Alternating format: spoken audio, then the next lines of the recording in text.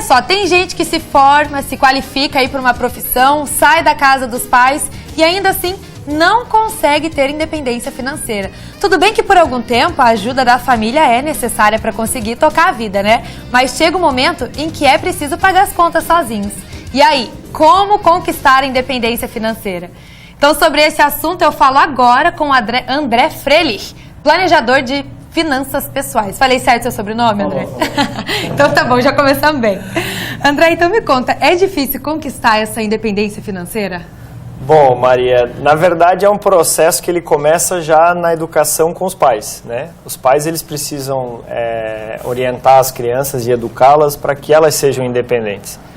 Então isso acompanha praticamente a formação do indivíduo, né, da criança a adulto, durante a vida inteira. Né? A gente tem sempre aquela frase que fala que os pais têm que criar os filhos para o mundo e não para eles, né?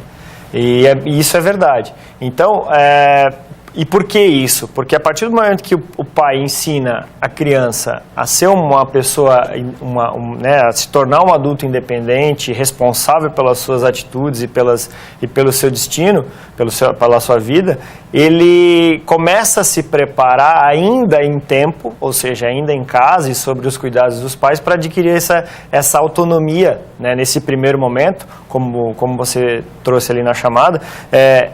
Esse processo de autonomia, né, a independência financeira passa por esse processo de autonomia, que é onde você se torna responsável pela sua vida. Né? Então, isso começa já na infância, na adolescência, vai sendo formado com os pais até a pessoa se tornar independente. Já vem então da própria educação, então, que a pessoa vai tendo dentro da família. Porque muitos pais confundem ajuda com carregar, né, com aquela codependência.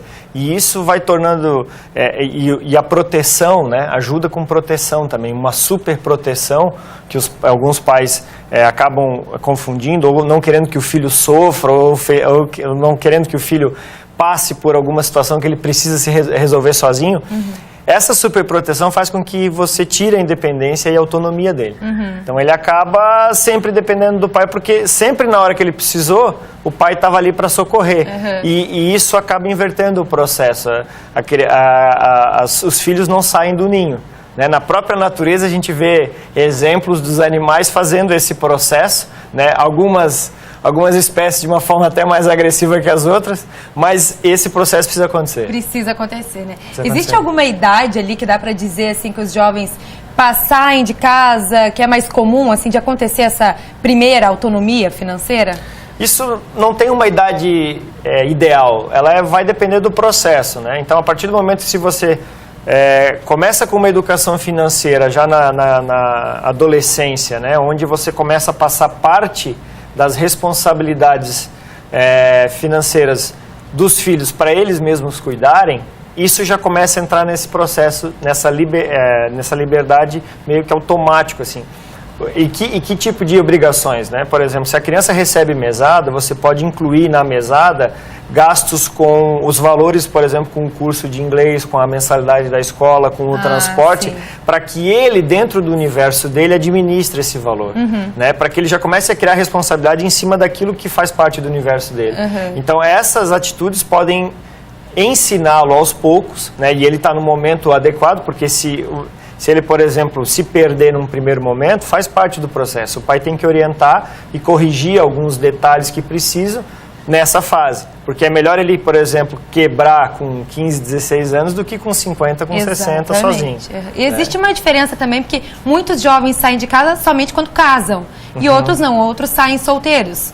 Então aí já tem uma diferença também de gastos que a pessoa vai ter, ela não vai ter que sustentar uma família, né? Isso. É interessante até porque assim, ó, se o jovem, né, o adulto já, ele identifica, ele percebe que ele consegue sair, né, digamos que ele não tenha tido esse ensinamento ao longo da adolescência dele, mas que ele, através do trabalho dele, através das economias e da forma como ele tem de gerir o dinheiro dele, ele identifica essa oportunidade de andar por conta, né? É interessante que ele faça esse processo, né? Que ele experimente, que ele vá, que ele possa morar sozinho, e é muito mais simples você fazer isso solteiro do que já casado, né? Então, você vai se acostumar a uma realidade que você não tem quando você está na casa dos pais, né? Porque a gente sabe que sozinho só depende da gente. E isso é um processo muito interessante de fazer, porque a partir do momento que ele casa ou ele cria uma relação mais sólida, ele já sabe o que é dele e o que é da outra pessoa, né? Então ele conseguiu fazer essa separação, então é até um processo de autoconhecimento e de identificar, de fortalecer a personalidade dele nessa situação. Agora, André, o que a gente pode dizer que o jovem, ele que acabou de sair de casa, não pode fazer em hipótese alguma se ele está em busca dessa independência financeira? Saiu, ainda depende um pouquinho dos pais. O que ele não deve fazer se ele está em busca mesmo dessa independência? Bom, se ele está em busca da independência financeira, a lição número 1 e a mais valiosa é não se endividar. Não se endividar. Né? E aí entra cartão de crédito? Isso. Ele precisa, o processo de autonomia como indivíduo, né? Que é o que a gente está falando aqui agora, dele ele ser independente, ele ser autônomo, ele ser responsável pelas suas atitudes. Até o processo de chegar na independência financeira, que é quando o patrimônio que a gente acumulou ao longo do tempo, né? Aquilo que a gente adquiriu ao longo do tempo, trabalha para a gente, gera uma renda para a gente. Esse processo passa principalmente pelo não endividamento, ou seja, você se organizar financeiramente, você construir um planejamento financeiro onde você guarda primeiro o dinheiro e gasta depois. Como os antigos falavam, né? Nossos pais, nossos avós, só gasta quando tem o dinheiro. Fazer aquela poupança. Exatamente. Evitar o impulso, né? As compras por impulso, evitar o gasto desnecessário ou o gasto sem um acompanhamento financeiro, porque o endividamento é o que faz o projeto de independência financeira ficar mais pesado ou até mesmo não ser concluído, porque a gente sabe, se você for analisar taxas de juros e financiamento, você compra um bem, você acaba pagando 2 ou até 3 vezes o valor dele, pelo fato de ter pego esse dinheiro emprestado. Né? Então, esse é um processo que atrapalha o processo de independência financeira muito, assim, né? Ou ele dificulta muito mais. Ao ponto de até não conseguir chegar, né? Geralmente na idade dos 50, 60 anos, que é quando as pessoas se programam para atingir esse estágio, né?